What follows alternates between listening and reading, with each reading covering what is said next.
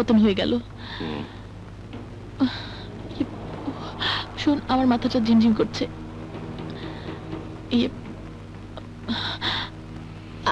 আমি এখন চলি।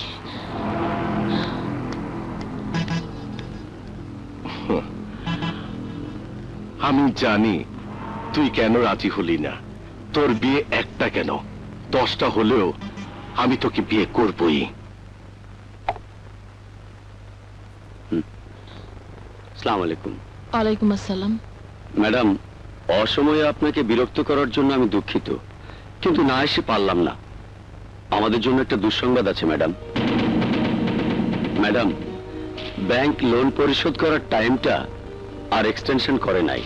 আমাদের চিঠি ব্যাংক রিজেক্ট করেছে, আর ব্যাংক থেকে যে চিঠিটা দিয়েছে তাতে স্পষ্ট করে লেখা আছে, নির্দিষ্ট সময়ের মধ্যে টাকা পরিশোধ করতে না পারলে আপনার ইন্ডাস্ট্রি, বাড়ি, গাড়ি সবকিছু নিলামে তুলবে।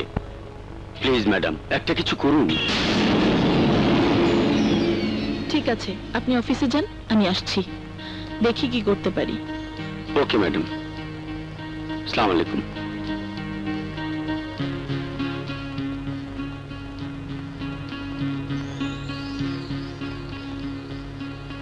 আরে মামনি, এতে ঘাবড়ানোর কি আছে? এটা কোনো সমস্যা হলো? তুমি কি মনে করেছো মামা? বুঝতে পারছো আর মাত্র 2 দিন বাকি, আর একটা দুটো টাকা নয়, 50 কোটি টাকার মামলা। কে দেবে আমাকে এই টাকা? কেন, সানি বাবাজি দেবে? সানি? তুই আমার কাছে আসার সিদ্ধান্ত নিয়ে ভালো করেছিস। মামা মাকে ফোন করেছিল, জানিস আমি মামাকে বলে দিয়েছি আর কেউ না জানুক। তুমি আর মামি তো জানো আমি চৈতির জন্য দুনিয়াটা লুটিয়ে দিতে চাই। বল চৈতি, কোন শর্তে তুই টাকাটা নিতে চাস? শর্ত? হ্যাঁ শর্ত। 1 নম্বর শর্ত, তুই আমাকে বিয়ে করতে রাজি হলে শুধু ব্যাংক লোনের টাকা কেন, আমার সবকিছু তোকে আমি দিয়ে দিব। আর 2 নম্বর শর্ত?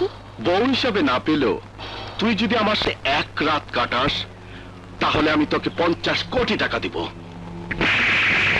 তুই কি মনে করেছিস আমি নষ্টা মেয়ে? দেহ ব্যবসাটা আমার পেশা। তোর কাছে টাকার জন্য আমি নিজেকে বিক্রি করতে ছুটে এসেছি? তুই যদি মনে করে থাকিস তোর মতো সওদাগরের কাছে আমাকে আমি নিলামে তুলবো, তাহলে তুই ভুল করেছিস, ভুল। শোন, তোকে দেখে যত বেশি ঘৃণা হচ্ছে তার চেয়ে